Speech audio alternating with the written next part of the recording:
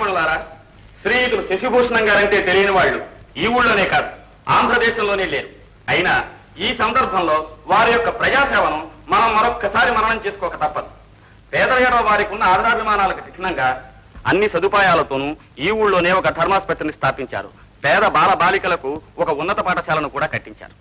ఈ సంవత్సరం వారి పేరు మీద స్త్రీలకు ప్రత్యేకంగా ఒక ఉన్నత పాఠశాలను నిర్మించారు. దాన ధర్మాలలోనూ ప్రజాసేవలోనూ వారి పేరు ఈ ఊరి చరిత్రలో చిరస్థాయిగా నిలిచిపోతుందనడంలో అతిశయోక్తి లేదు. ఇలాగే ఎల్లప్పుడూ సంఘ సేవ చేస్తూ భగవంతుడి వీరికి సకల ఆయురారోగ్య ఐశ్వర్యాలను ప్రసాదించాలని వేడుకుంటున్నాను. ఇప్పుడు శ్రీయుతులు శశిభూషణం గారు మాట్లాడతారు.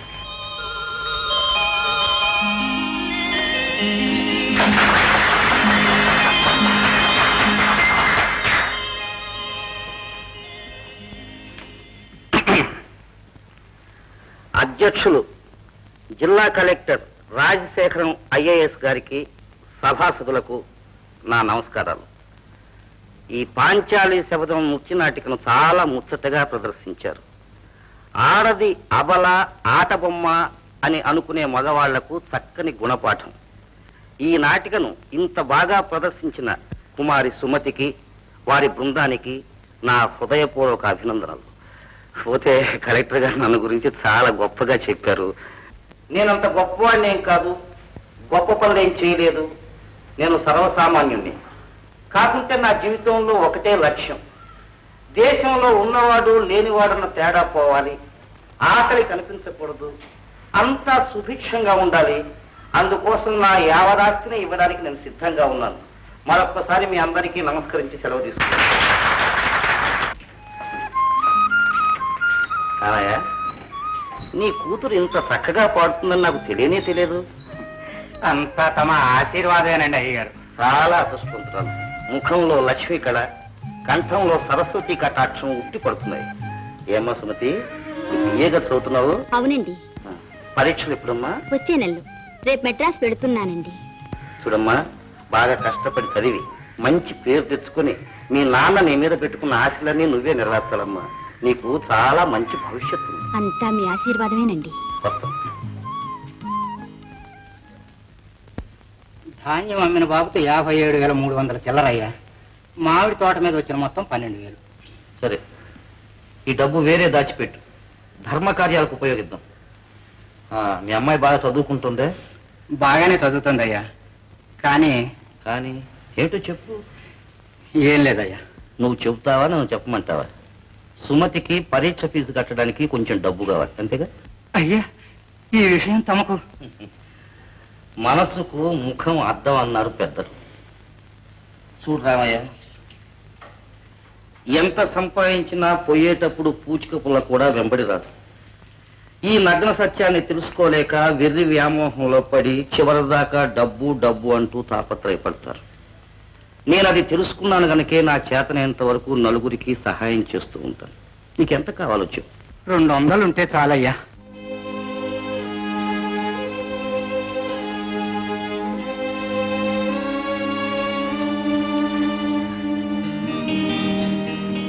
అయ్యా, 400. పర్వాలేదు, సుమతిని గురించి నేను ఇంకేం ఆలోచించక్కర్లేదు. అంతా నేను చూసుకుంటాను. ఎంత డబ్బు ఖర్చు అయినా సరే బాగా చదివించి పైకి తీసుకొచ్చే బాధ్యత నాది, సరేనా? అయ్యా, తమరు సాక్షాత్తు దేవుడు. పొగడ్తలు నాకు గిట్టవు రామయ్య.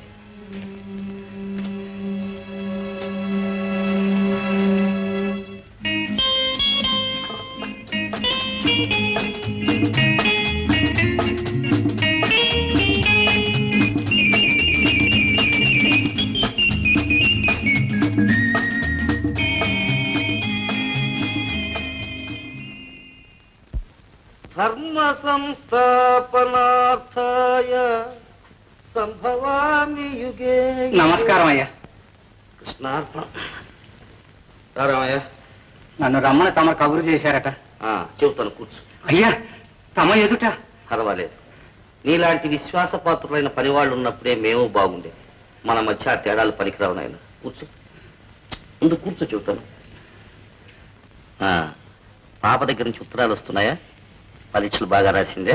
తమ దయ వల్ల, భగవంతుని కృప వల్ల బాగానే రాశానని రాసింది. వచ్చే శుక్రవారం బయలుదేరి వస్తున్నానని కూడా రాసిందయ్యా. అలాగా, చాలా సంతోషం. సుమతి బుద్ధిమంతురాలు. ఆ వివేకానికి, ఆ వినయానికి పాపకు భగవంతుడు తప్పకుండా ఒక మంచి మార్గం చూపెడతాడు. అంతా తమ ఆశీర్వాదమేనయ్యా. చూసావా రామయ్య, అందరి శ్రేయస్సు కోరే నాకు భగవంతుడు మనశ్శాంతి లేకుండా చేశాడు. అదేమిటయ్యా?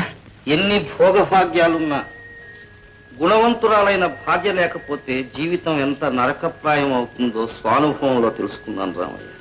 తమరనేది అదే, ఇల్లు విడిచి వెళ్ళిపోయిన నా భార్యను గురించి. మొక్క ఎండిపోతే నీళ్లు పోసి బ్రతికించుకోవచ్చు, కానీ జీవితమే ఎండిపోతే ఏం చేయగలని చెప్పు. పోనీ ఈ వయసులో మళ్ళీ పెళ్లి చేసుకుందామంటే అది సబబు కాదు, లోకం హర్షించదు. అవునయ్యా, ఊరంతా తమరిని ఒక దైవంగా భావిస్తున్నారు. ఆ గౌరవాన్ని మనం కూడా నిలబెట్టుకోవాలి కదా. నిజమేనయ్యా. రామయ్య, అందుకు నువ్వు ఒక చిన్న సహాయం చేస్తావా? ఏం చేయాలో చెప్పండి, కావాలంటే నా ప్రాణాన్నైనా ఇస్తాను. నీకు నెలకు 500 రూపాయలు ఇస్తాను. ఈ రహస్యం ఊళ్ళో ఎవరికీ తెలియకుండా నీ కూతురు నేను ఉంచుకుంటాను. పాప జీవితం పాడవుతుందని నువ్వేమీ భయపడక్కర్లేదు.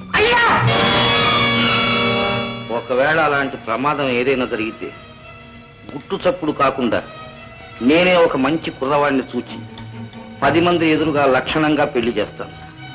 డబ్బు ఎంత ఖర్చైనా సరే పర్వాలేదు. నువ్వింత నీచానికి పాల్పడతావని కళ్ళలో కూడా అనుకోలేదు. రామయ్య, నీ ఉప్పు పులుసు తిన్న పాపానికి నిన్ను వదిలిపెడుతున్నా. లేకపోతే రామయ్య, ఆవేశం పనికిరాదయ్యా. ఇలాంటి సమయాల్లోనే నిదానం ఎంతో అవసరం. నా ఇష్ట ప్రకారం ఒప్పుకున్నావా, నీ కూతురు జీవితం స్వర్గంగా మారుతుంది. కాదని ఈ గుట్టు బయట పెట్టి నలుగురిలో అల్లరి పెట్టావా, ఈ ఊరు నమ్మదు, నీ ప్రాణం దక్కదు. దుర్మార్గుడు, నువ్వంటే ఏమిటో ఇప్పుడు తెలుసుకున్నాను. తెలుసుకున్నావుగా, ఇంకే అనవసరంగా ఒక పెద్ద మనిషితో విరోధం పెట్టుకోవద్దయ్యా. వచ్చే శుక్రవారం దాకా గడువు ఉంది. ఈలోగా నీ మనసు మార్చుకొని నువ్వు నా దారికి రావాలి.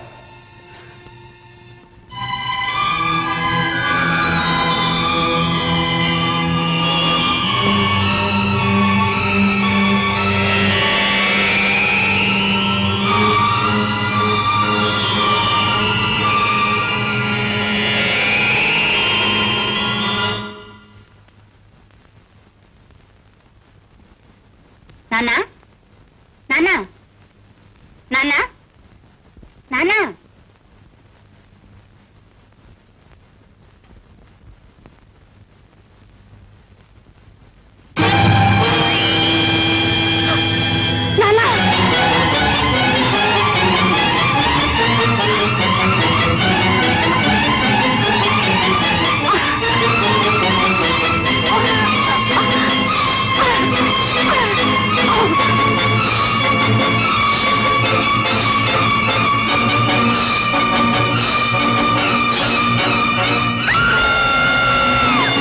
నా సొంత తమ్ముడు పోయినప్పుడు కూడా నేను ఇంత బాధపడలేదు.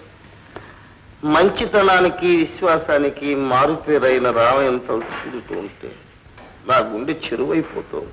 అసలు రామయ్య ఆత్మహత్య చేసుకోవడానికి కారణం ఏమిటో అదే నాకు అర్థం కావటం లేదు బాబు. అయ్యా, తమరు పొద్దుటి నుంచి పచ్చి మంచినీళ్ళైనా ముట్టలేదు. కాస్త కాఫీ అయినా. అక్కర్లేదు, పోరా. అయ్యా, విసిగించుకు పోరా. పాపం అభం శుభం ఎరుగనే ఆ పాప సుమతిని ఎలా ఓదార్చాలో నాకు తెలియటం లేదు.